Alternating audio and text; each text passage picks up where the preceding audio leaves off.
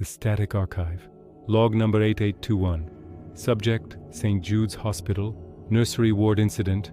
Basement level B3. Date of recovery: November 12, 1994. The footage begins with a fixed surveillance angle. This is the main corridor leading to the high-security nursery. Note the significant structural decay of the walls. At mark 045, a visual anomaly was recorded. The entity, later classified as the Smiling Lurker, appears briefly at the corridor's terminus. Observation begins now. We now transition to handheld footage. The investigator enters the ward. Environmental sensors indicated a temperature drop of 15 degrees upon crossing this threshold. The nursery ward is filled with abandoned equipment. These rusted cribs date back to the hospital's closure in the late 70s. Silence is the primary audio. A faint scratching sound was detected by the microphone. The investigator pans the camera toward the glass partition. Something is watching from the adjacent room. The light flickers. Visual contact is lost. The investigator continues into the deeper sections of the basement. The air quality begins to degrade significantly here. Surveillance camera 04, basement junction. The entity demonstrates unnatural mobility. Note the lack of weight-bearing sound as it navigates the overhead structures. Camera 12 provides a clearer profile. The entity stands perfectly still. Its facial structure remains fixed in a wide, hollow expression despite the atmospheric distortion. Automated systems flagged this as an unidentified biological entity. No heat signature was detected. The tape distortion increases as the entity approaches the camera. The investigator enters the storage room. Breathing becomes rapid. The electronic equipment starts to fail. This is the final sequence of the recovered tape. The flashlight battery is nearly depleted. Each pulse of light reveals a change in proximity. The entity is closing the distance with extreme speed. Final visual confirmation. Proximity, less than 24 inches. Observe the eyes. They appear hollow, lacking any ocular movement. The head tilt indicates curiosity. The audio peak marks the end of the recording. Data corruption is total. This concludes the archive review for log 8821. Rewinding for storage. Archive closed. The following footage was recovered from the ruins of the Oakwood Manor Psychiatric Facility on November 12, 1996. It is designated as log 9604 within the static archive. Warning: the contents of this tape contain visual anomalies and rhythmic disturbances that may be distressing to some viewers. Proceed with caution. Oakwood Manor was abandoned in 1993, yet the internal surveillance systems remained active for years. As we observe the main corridor of the West Wing, notice the state of decay. Peeling wallpaper and water damage have transformed the halls into a labyrinth of rot. But the structural damage is not the most concerning element of this footage. Pay close attention to the end of the hallway. During a single frame of magnetic interference, we witness a visual glitch that defies explanation. A hunched, pale figure is momentarily visible. This is our first confirmed sighting of the entity, known as the hallway prowler. It appears to be staring directly into the fixed lens. We now transition to handheld footage taken by a security officer during a routine sweep. The movement is erratic, reflecting the growing tension within the facility. The light from the flashlight barely penetrates the thick, stagnant air of the utility rooms. Every corner holds a potential threat. Every shadow feels intentional.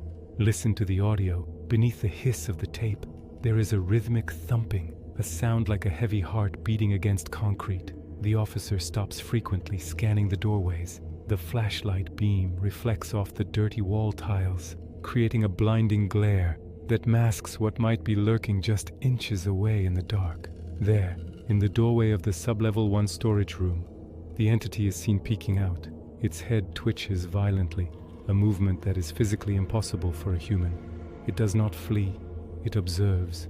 It seems to be tracking the light source, waiting for the battery to fail, waiting for the darkness to return to its natural state.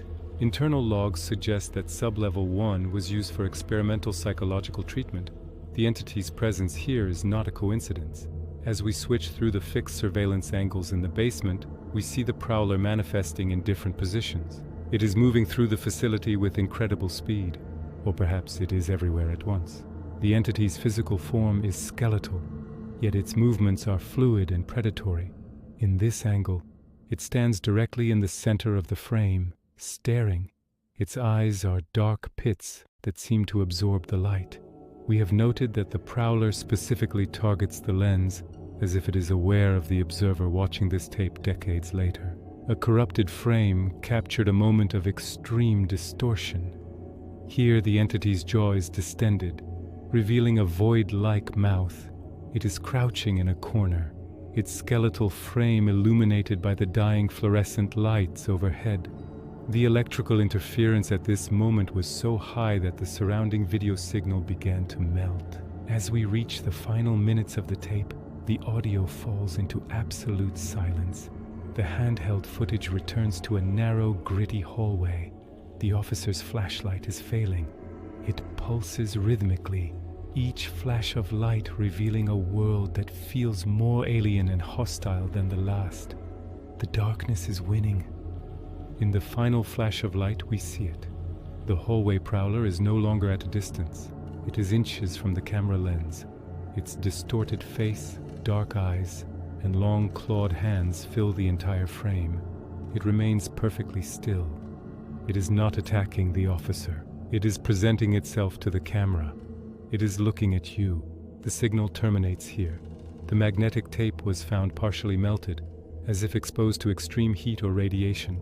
We are currently attempting to recover log 9605, though findings suggest the recording device did not survive the encounter. This concludes the review of the Oakwood recovery. The archive is now rewinding. Welcome back to the Static Archive. You are listening to a recovered audio log, part of a collection of tapes found in forgotten places. Today we examine log 9902. This tape was recovered from the abandoned Miller department store on August 18, 1999. The store had been closed for years, yet the surveillance system was somehow still drawing power when the recovery team arrived. The first sequence begins in the clothing department. Notice the heavy tracking errors. The tape has suffered significant magnetic degradation over time.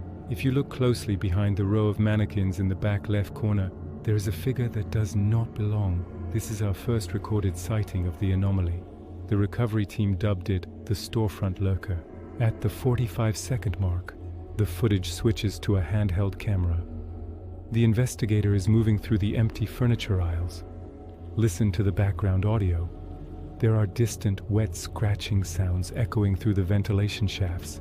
Something is moving with them. The investigator approaches the mezzanine. The text overlay indicates CAMS 07. The atmosphere here is noticeably more oppressive. A dark fitting room doorway is visible. Inside we see the lurker again. Its head is twitching violently at a 90-degree angle. It displays a lack of biological symmetry. Its movements are jerky, as if the footage itself is skipping, but the background remains stable.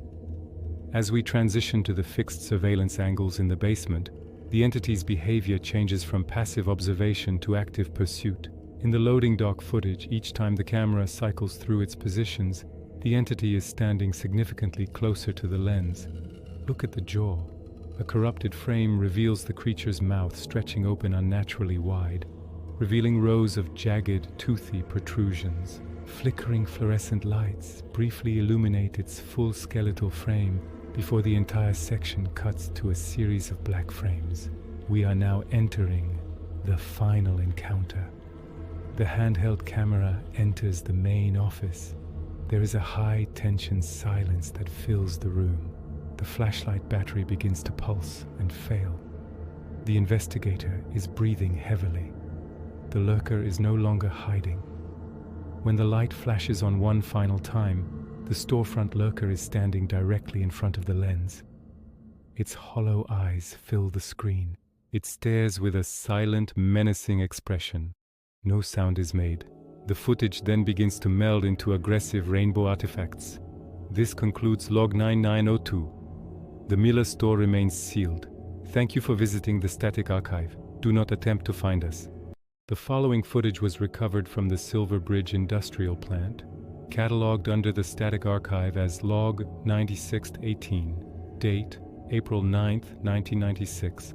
The technician who recorded this was conducting a routine structural assessment of the turbine room. He was alone, At least, that was the manifest. Did you see it? Just for a second. In the corner of the frame, the archive notes this as the first visual confirmation of the anomaly. He moved deeper into the facility. Sub-level 2. The air here was reported to be thick with the smell of ozone and stagnant water. The rhythmic thumping heard in the background wasn't the machinery. The plant had been powered down for years. Something else was generating that pulse. At this point, the subject reports a sensation of being watched. He began to cycle through the internal security monitors, hoping to find a way out. In monitor 3, we see the watcher. It isn't moving. It's perched on the overhead steam pipes, looking down like a predator waiting for its moment. The camera frame begins to corrupt. The digital artifacts are a physical manifestation of the creature's proximity. The closer it gets, the more the reality of the recording breaks. Final log entry. The technician entered the maintenance room. The battery in his camera was failing. He was no longer trying to record, he was trying to see. Every flash reveals the distance closing. 10 feet, 5 feet. It doesn't walk. It simply appears closer each time the light returns. This is the last frame of log 9618. There was no struggle recorded. Only silence and the steady gaze of the terminal watcher. Archive closed. Data corruption absolute. Do not attempt to locate the Silver Bridge sublevels. This record is for observation only. The static archive presents log number 9702, recovery date, March 14, 1997, found in the ruins of Station 14. The following footage is from a decommissioned maintenance tunnel. It was never intended to be seen by the public eye. Look closely at the tracks. The anomaly is already present, watching the lens from the shadows of the third rail. Transitioning to handheld footage, a technician entered the corridor at 02:44 a.m. reporting rhythmic scraping sounds against the concrete. The air in these depths is heavy. Static interference increases as we move deeper into junction B4. Listen to the resonance. There, a movement, a pale twitching shoulder retreating into the side room. It is aware of our presence now. We switch now to fixed pump room cameras. The subway lurker does not move like a man. It shifts between frames. Camera 4. The electrical vault. It is closer. Its posture is distorted. A skeletal frame bending against the ceiling vents. The tape is beginning to degrade. The anomaly's proximity causes heavy compression artifacts. Its very existence warps the magnetic medium. The technician reaches the final control booth. Silence. The flashlight is failing. The end of the log is approaching. With every pulse of light, it gains ground. Look into the dark. It is standing just beyond the reach of the beam. Final contact. The archive ends here. Do not look away. The transition is complete. End of playback. Rewinding archive. Station 14 remains sealed. The static archive. Rewind complete.